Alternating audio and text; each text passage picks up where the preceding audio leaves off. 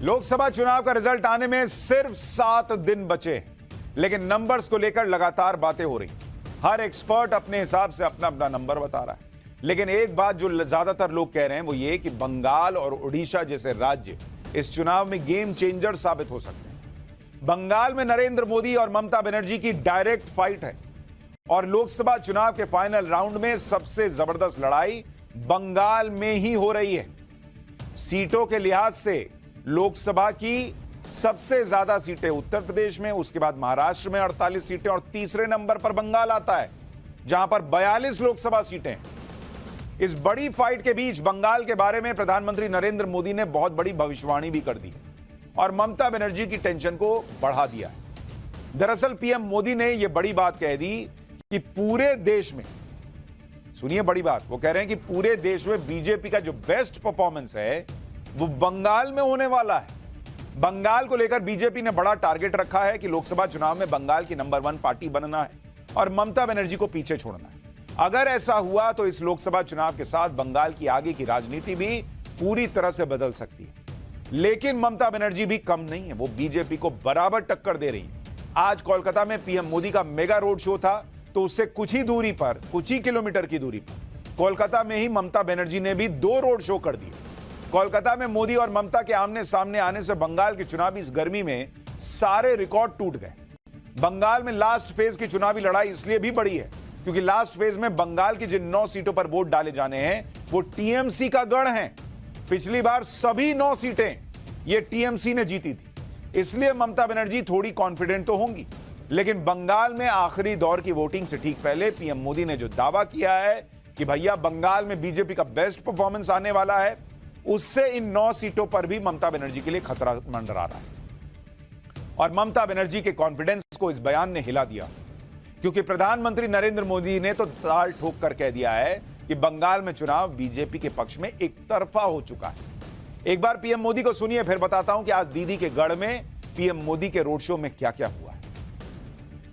पिछले असेंबली के चुनाव में हम 3 थे, 3 में से बंगाल की जनता ने हमें 80 पर पहुंचा दिया। हमें लोकसभा के अंदर भारी बहुमत पिछले चुनाव में मिला था। इस बार पूरे हिंदुस्तान में द बेस्ट परफॉर्मिंग स्टेट कोई होगा तो पश्चिम बंगाल होने वाला है। भारतीय जनता पार्टी को सर्वाधिक सफलता पश्चिम बंगाल में मिल रही है और पश्चिम बंगाल का चुनाव एक तरफा है। जनता जनार्दन उसको लीड कर रही है और उसके कारण सरकार में बैठे हुए लोग, टीएमसी के लोग बौखलाए हुए हैं। लगातार हत्याएं हो रहे हैं, हमले हो रहे हैं, भाजपा कार्यकर्ताओं को चुनाव के पहले जेलों में बंद कर दिया जा रहा है। इस सारे जुल्मों के बावजूद भी मतदान भी जनता ज्यादा कर रही है और वोट भी ज्यादा हो रहा है। सुना आपने, पीएम कह रहे हैं कि पूरे देश में बीजेपी का बेस्ट परफॉर्मेंस बंगाल में होने वाला है। हालांकि उन्होंने कोई नंबर नहीं दिया, लेकिन अगर आप पिछले 2 चुनाव के नतीजे देखें तो आपको थोड़ा अंदाजा लगेगा कि पीएम क्या कह रहे हैं। जरा इसको आपको समझना चाहिए। बंगाल की जब बात होती है, बंगाल में कुल लोकसभा सीटें कितनी हैं? 42 सीट, और ये लोकसभा सीटों की संख्या के हिसाब से बंगाल देश में तीसरी सबसे ज्यादा लोकसभा सीटों वाला राज्य है। इसमें बीजेपी का अगर आप परफॉर्मेंस देखेंगे, बीजेपी को 2014 में बंगाल में मात्र 2 सीट आई थी, तब भी नरेंद्र मोदी चेहरा था, लेकिन बंगाल में बीजेपी का सुपड़ा साफ था। साल 2019 आते आते ये 2 सीट जो है ना, वो सीधा बढ़कर 18 सीट पर पहुंच गई, 18 सीट। और ऐसे में नरेंद्र मोदी दावा कर रहे हैं कि 2024 में बेस्ट परफॉर्मेंस होगा, बेस्ट परफॉर्मेंस। तो 2 से अगर 18 हो सकते हैं तो बीजेपी ने टारगेट क्या रखा हुआ है? बीजेपी ने टारगेट रखा हुआ है कि बॉस हमको कम से कम 35 सीट जीतनी है। तो क्या यहां सीधा गुना लगा के 18 × 2 36 भी हो सकता है क्या? यह भी सवाल है। लेकिन अगर 42 में से 36, 35, 30 सीट बीजेपी बंगाल में जीत गई तो भैया बंगाल में धुआं धुआं हो जाएगा, तूफान आ जाएगा वहां की राजनीति। चुनाव से पहले ही बीजेपी ने बंगाल के लिए बड़ा टारगेट सेट किया हुआ, लेकिन 6 चरण के चुनाव के बाद पीएम मोदी का अनुमान यह है कि बंगाल में बीजेपी का बेस्ट परफॉर्मेंस होने वाला है। हो सकता है कि कुछ लोगों को लग रहा हो कि बंगाल में कैसे बीजेपी इतना बड़ा चमत्कार कर सकती है, ममता बनर्जी की राजनीति जो इतने सालों की है उसको कैसे धुआं धुआं कर सकती है, उसको कैसे गायब कर सकती है। ममता बनर्जी को पीछे छोड़ना कोई आसान बात तो नहीं। बहुत लोग ये मानेंगे नहीं कि बंगाल में बीजेपी रिकॉर्ड तोड़ सीटें ला पाई, लेकिन इस बात को भी देखना होगा कि बीजेपी ने बंगाल में कम समय में बड़ी ग्रोथ की। 2009 के लोकसभा चुनाव में बंगाल में बीजेपी सिर्फ 1 सीट जीती और वोट प्रतिशत मात्र 10% के करीब था। 2014 में बंगाल में बीजेपी का जब उदय हुआ नरेंद्र मोदी के आने से, तो 1 सीट बढ़कर 2 हुई, लेकिन वोट शेयर 17% हुआ। 2009 और 2014 में कोई नेता या राजनीतिक विश्लेषक यह भविष्यवाणी कर ही भी नहीं सकता था कि अगले 5 से 10 साल में बंगाल में बीजेपी दूसरे नंबर की पार्टी बन जाएगी। कोई यकीन नहीं करता, लेकिन बंगाल की राजनीति में बीजेपी ने यह चमत्कार साल 2019 में करके दिखाया। पिछली बार 42 में से 18 सीटें जीती, लेकिन वोट प्रतिशत आप देखिए, 2009 में जिस पार्टी का वोट प्रतिशत 10% पे था, उसने 10 साल में अपना वोट प्रतिशत ऑलमोस्ट 30% कर लिया, बढ़ा लिया, जहां उसमें ऐड कर लिया, यानी 3 गुना वोट प्रतिशत बढ़ा लिया उसने। इन आंकड़ों के हिसाब से देखें तो बंगाल को लेकर पीएम मोदी का दावा हवा हवाई नहीं लगता।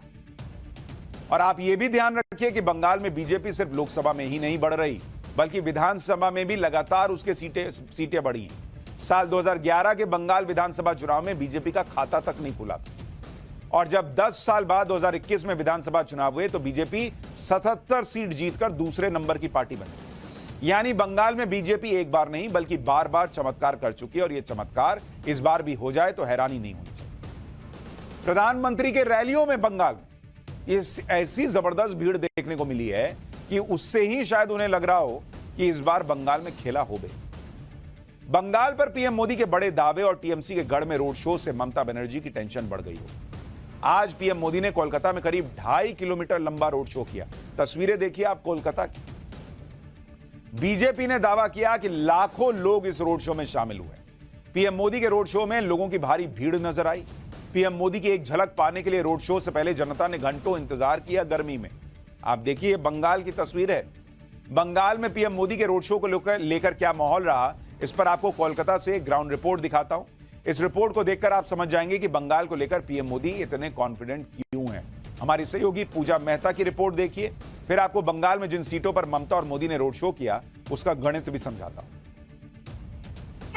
प्रधानमंत्री को देखने आए यहाँ पर? यस, मैं ईश्वर को देखा, भगवान को देखने आया हूँ। मैं उत्तर बंगाल से आया हूँ, कुछ बिहार से आया हूँ। मोदी को के लिए एक झलक देखने के लिए आया हूँ। तो पहली बार ही देखूंगा उनका, बहुत सुपर एक्साइटेड हूँ। क्या लगता है, क्या माहौल इस बार चुनाव में? 400 पार। बंगाल में वन साइड बीजेपी आ रही है। बंगाल में वन साइड बीजेपी आ रही है। कितना एक्साइटेड है प्रधानमंत्री? बहुत ज्यादा बहुत एक्साइटेड। आप लोग खुद देख सकते हैं, आप क्या? हम लोग कितने भीगे हुए पसीना से खड़े हैं। हम लोग 4 घंटे हो गए खड़े हैं। परिवर्तन का समय है, परिवर्तन होके रहेगा, और अगले बार से जब बीजेपी आएगी तो सिर्फ बीजेपी ही रहेगी। आप लोगों का इमोशन देख रहे हैं। एक आदमी कह रहा है मैं भगवान को देखने आया हूं नरेंद्र मोदी के लिए। पीएम मोदी और ममता बनर्जी ने आज कोलकाता में रोड शो किया। लास्ट फेज में नॉर्थ कोलकाता और साउथ कोलकाता में भी चुनाव। नॉर्थ कोलकाता की राजनीति को देखें तो यहां से लगातार टीएमसी जीतती आ रही। टीएमसी ने इस बार भी मौजूदा सांसद और सीनियर नेता सुदीप बंदोपाध्याय को उतारा हुआ है। बीजेपी की तरफ से तपस रॉय लड़ रहे हैं। वो पहले टीएमसी में होते थे, चुनाव से पहले पाला बदलकर बीजेपी में आए। तपस रॉय इसी इलाके से 4 बार के विधायक रह चुके हैं, इसलिए उनकी मौजूदगी से बीजेपी को फायदा हो सकता है। नॉर्थ कोलकाता में पिछले 3 चुनाव से भले ही टीएमसी जीत रही, लेकिन बीजेपी ने चुनाव दर चुनाव इस सीट पर अपनी पकड़ मजबूत की है। बीजेपी का वोट शेयर लगातार यहां बढ़ा है। साल 2009 में बीजेपी को इस सीट पर केवल 4% वोट मिलता था, जो कि 2019 में बढ़कर 36% हो गया था बॉस। और इसलिए अब यह किला ढह जाए ममता बनर्जी का तो बहुत आश्चर्य नहीं होना चाहिए। वैसे ही साउथ कोलकाता, अगर इस सीट की बात करूं, इस सीट पर भी टीएमसी बहुत मजबूत मानी जाती रही। 2009 में खुद ममता बनर्जी इस सीट से जीतकर सांसद बनी। इस सीट पर भी बीजेपी ने गजब का ग्रोथ किया है। साल 2009 में बीजेपी को इस सीट पर मात्र 4% वोट मिला था, और 2019 में यहां पर 35% हो गया बीजेपी का वोट शेयर। तो आंकड़े खुद बता रहे हैं कि भले ही टीएमसी दोनों सीट पर जीतती रही है, लेकिन बीजेपी भी लगातार पीछे से तेजी से दौड़ती हुई आ रही है। और वो कभी भी बाजी पलटने का दम रखती है, आगे निकलने का दम रखती है। लास्ट फेज में बंगाल में टीएमसी का दबदबा है, लेकिन टीएमसी की घबराहट का अंदाजा आप इस बात से लगा सकते हैं कि जब पीएम मोदी टीएमसी के गढ़ में रोड शो के लिए उतरे तो उनके इफेक्ट को कम करने के लिए आज ममता बनर्जी ने भी उसी इलाके में 2-2 रोड शो कर दिए। बंगाल के आखिरी चरण में भले ही टीएमसी मजबूत है, लेकिन इस बार का पूरा चुनाव ममता बनर्जी के लिए आसान नहीं रहा, क्योंकि चुनाव से पहले और चुनाव के दौरान भी ममता बनर्जी कई मुद्दों पर घिरी। चुनाव से ठीक पहले एक तो संदेशखाली में महिलाओं पर अत्याचार और टीएमसी नेताओं की गुंडागर्दी की वजह से ममता सरकार को बड़ी फजीहत झेलनी पड़ी। बीजेपी ने संदेशखाली के मुद्दे को चुनाव में खूब उछाला। इसी तरह बीच चुनाव में कोलकाता हाईकोर्ट ने साल 2010 से जारी सभी ओबीसी सर्टिफिकेट को गैरकानूनी बताते हुए रद्द कर दिया। इसमें बड़ी संख्या में मुस्लिम जातियों को ओबीसी के तहत आरक्षण दिया गया था। क्योंकि मुस्लिम वोटर ममता बनर्जी का बड़ा वोट बैंक है, इसलिए यह फैसला ममता बनर्जी के लिए बड़े झटके की तरह माना गया। इसके अलावा बीच चुनाव में ममता बनर्जी ने जिस तरह एक संत पर दंगे कराने के आरोप लगाए, उससे संत समाज नाराज हो गया। ममता बनर्जी को इनकी नाराजगी से भी नुकसान हो सकता है। इन मुद्दों के अलावा राजनीतिक लड़ाई में ममता बनर्जी घिरती चली गई, क्योंकि दूसरे स्टेट में तो विपक्ष ने साथ मिलकर बीजेपी के खिलाफ संयुक्त कैंडिडेट उतारे, लेकिन बंगाल में ममता बनर्जी ऐसा नहीं कर पाई। वहां कांग्रेस जो है वो ममता बनर्जी की पार्टी के लिए ही गड्ढा खोदती रही। अधीर रंजन चौधरी ममता बनर्जी को ही कोसते रहे। बंगाल में ममता बनर्जी की राह इसलिए भी मुश्किल है क्योंकि इस बार पीएम मोदी ने बंगाल में ताबड़तोड़ प्रचार किया। पीएम मोदी तो बंगाल की जनता से यह बड़ा वादा भी कर चुके हैं कि वो टीएमसी नेताओं की तरफ से लूटे गए पैसों को बंगाल की जनता को वापस लौटाएंगे। सुनिए आज पीएम मोदी ने बंगाल की बारासात सीट पर रैली करते हुए क्या कहा। फिर आपको वो वीडियो दिखाऊंगा जिसके दम पर पीएम मोदी बंगाल में बड़ी जीत का दावा कर रहे हैं।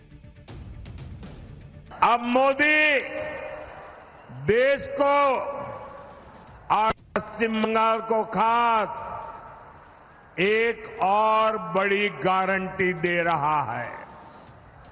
टीएमसी के नेताओं के पास भी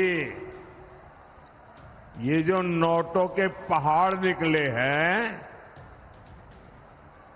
एक एक रुपये का हिसाब होगा। जिसका लूटा है उसको वापस कैसे मिले, इसके लिए मैं कानूनी रास्ते बना रहा हूं।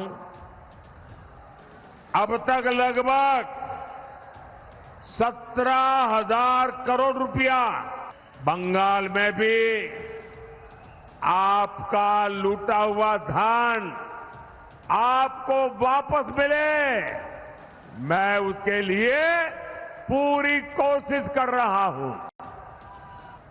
देश में संविधान संविधान संविधान, तानाशाही तानाशाही तानाशाही, ये रात दिन चिल्लाने वालों की जमात, ये जो जमात है ना, वो पश्चिम बंगाल में क्या हो रहा है जरा यहां आकर देखो, आपकी बोलती बंद हो जाएगी।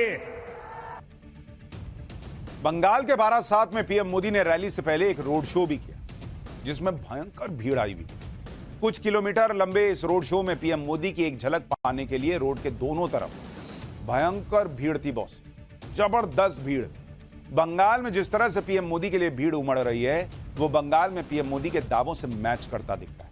एक बार देखिए बंगाल में पीएम मोदी के इस रोड शो की झलक, आपको समझ में आएगा कि बंगाल में चल क्या रहा है।